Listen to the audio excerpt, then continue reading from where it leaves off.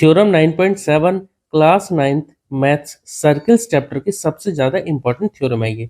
पुरानी वाली एनसीईआरटी में थ्योरम 10.8 है क्योंकि वहां पर ये चैप्टर नंबर 10 है। The angle subtended bye an arc at the centre is double the angle subtended bye it at any point on the remaining part of the circle. तो समझते हैं इस थ्योरम का मतलब क्या है। देखिए ये एक आर्क है, पी क्यू एक आर्क है। इस आर्क पर हमने एक पॉइंट ले लिया P, एक पॉइंट लिया Q, ठीक है। तो इस आर्क पर अगर हम इस आर्क से अगर हम सेंटर से कोई एंगल बनाते हैं, देखिए जैसे ये एंगल बनता है, ठीक है, एंगल POQ, ये जो एंगल बनेगा इस आर्क पर, और जो remaining part of the arc है उस पे अगर हम कोई पॉइंट लेते हैं, उससे अगर हम इन दोनों को जोड़ते हैं, यानी एंगल PAQ ये जो बनेगा, ये एंगल और ये एंगल, इनके बीच में रिलेशन ये रहा कि एंगल POQ ये एंगल इस एंगल का डबल होगा। ये हमें यहाँ प्रूव करना है।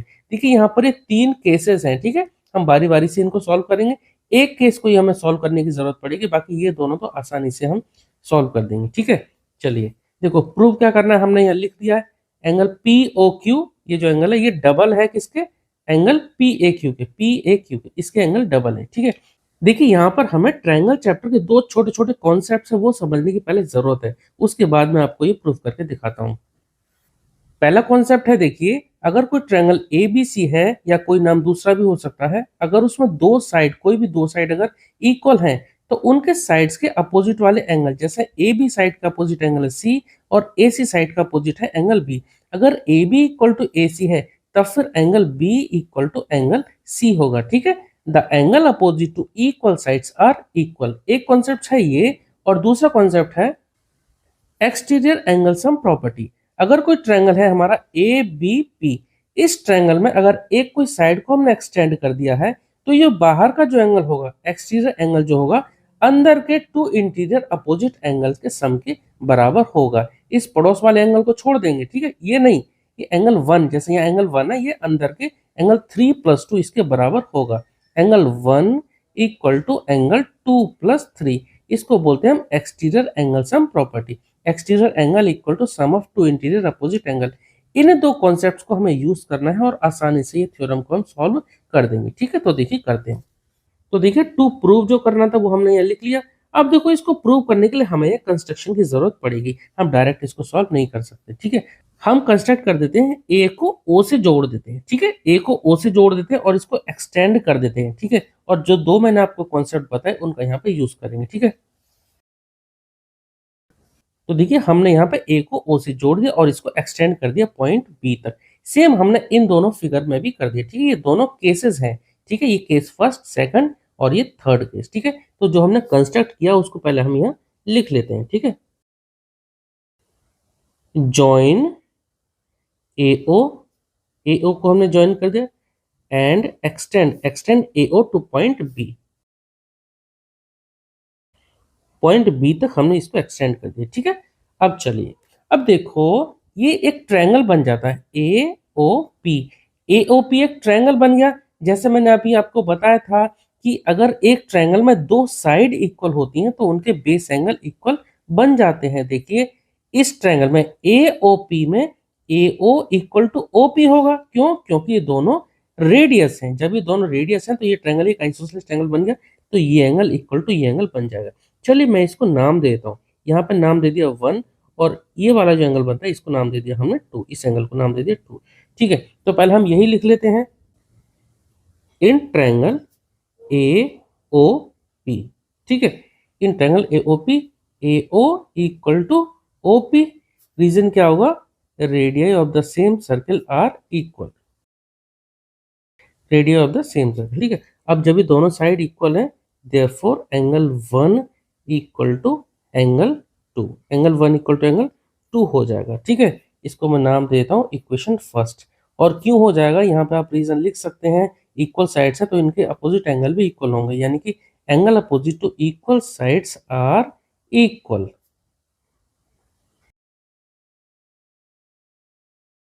ठीक है। अब जो मैंने सेकंड आपको कॉन्सेप्ट बताया था एक्सटीरियर एंगल का, देखिए AOP एक ट्रायंगल है, उसमें ये जो एंगल है ना, ये बाहर का एंगल बन रहा है, ये एक्सटीरियर एंगल बन रहा है।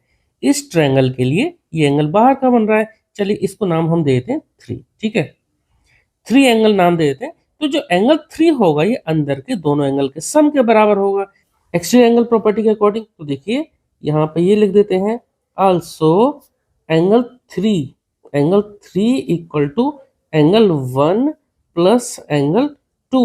रीजन क्या होगा इसका, हम यहाँ लिख देते हैं एक्सटीरियर एंगल सम प्रॉपर्टी, ठीक है, एक्सटीरियर एंगल प्रॉपर्टी के according, exterior angle sum property के according angle 3 equal to 1 plus 2 हो गया।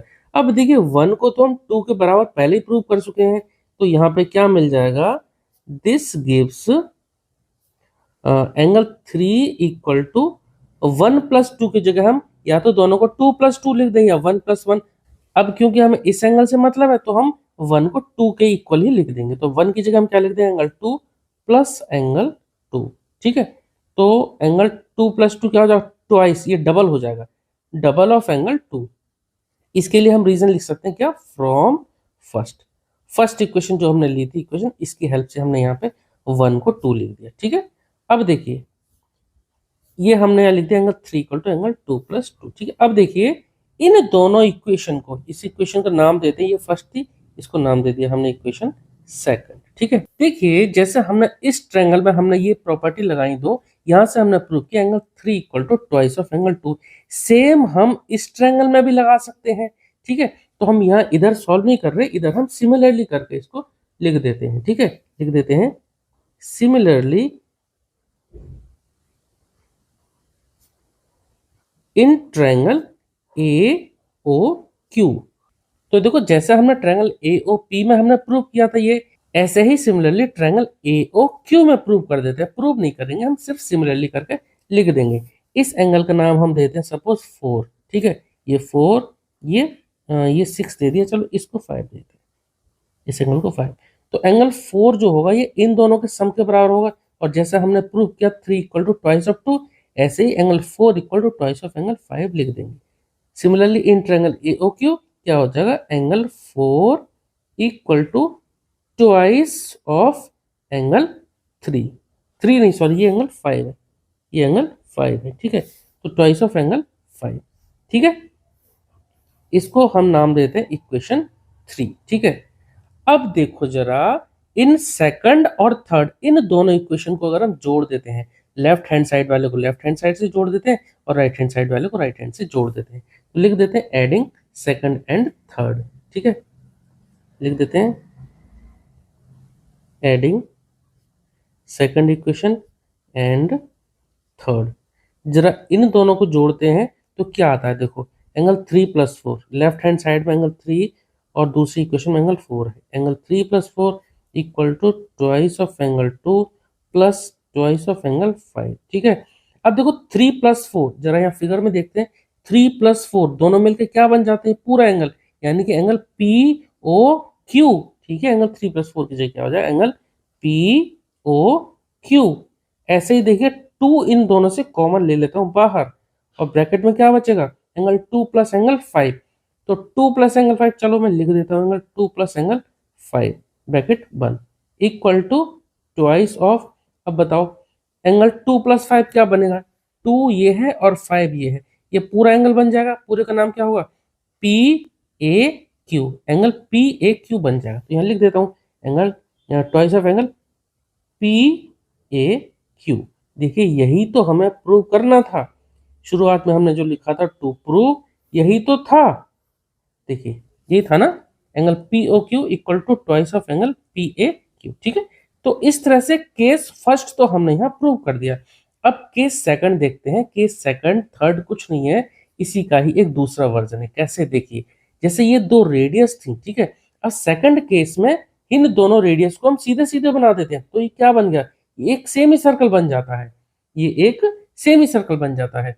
अब जब ये सीधी लाइन बन गई, यानी कि ये पूरा डायमीटर बन गया, तो यहाँ पर ये जो एंगल POQ होगा, ये जो एंगल, ये क्या होगा, पूरा 180 डिग्री होगा। तो यहाँ पर लिख देते हैं, चलो मैं इसको ना केस सेकंड यहाँ लिख देता हूँ, और ये केस थर्ड, और ये जो केस है इसको फर्स्ट, ऐसे लिख देता हूँ, ठीक है।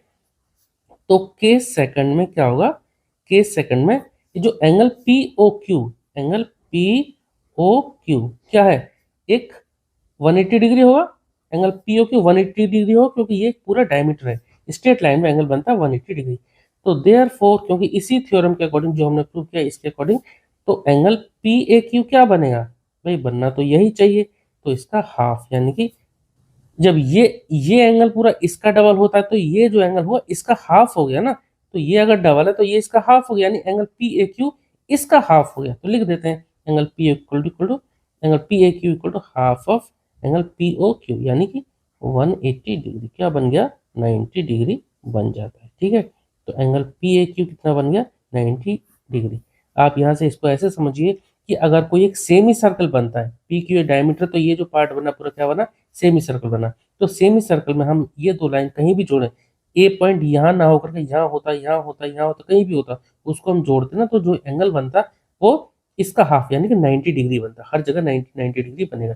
सपोज मैं यहाँ लिख देता हूँ और इसको जोड़ देता हूँ, ये 90, यहाँ कुछ पॉइंट लिख देता हूँ, यहाँ से जोड़ देता हूँ, तो ये भी 90 बन जाएगा। ठीक है, थर्ड केस देखते हैं। देखिए एंगल ये देखो, जैसे हमने पार्ट फर्स्ट में किया, सेम हमारा ये जो एंगल होगा, ये वाला एंगल, ये एंगल इस वाले एंगल का डबल होगा। ठीक है, यहाँ पर भी हमारा सेम यही केस होगा। अब यहाँ पर ये जो एंगल है ना, ये 180 डिग्री से ज्यादा है, तो इस एंगल को हम क्या नाम देंगे, क्या हम इसको simple angle P O Q दे सकते हैं, नहीं दे सकते। एंगल पी ओ क्यू का मतलब है अंदर वाला, जब इससे पहले हम रिफ्लेक्स अगर हमने लगा दिया, reflex of angle P O Q, तब मतलब है कि ये बाहर वाला है, पीछे वाला एंगल। पी ओ क्यू लिखते सिर्फ तो ये अंदर वाला होता, रिफ्लेक्स लगा दे तो हम ये बाहर वाला एंगल।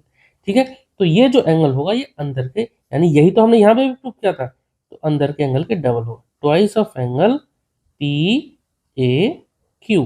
ठीक है, बस ये फिगर से आपको कंफ्यूज नहीं होना है। यहाँ पे तीनों केसेस में हमने यही किया है, पहले रेडियस ये माइनर आर्क पे थे, ठीक है, और इस बार हमने क्या बना दिया, पूरा डायमीटर बना दिया, और अब जो ये रेडियस है दोनों ये मेजर आर्क पर आ गए। ठीक है, ठीक है, तो ये हमारी थ्योरम हो गई।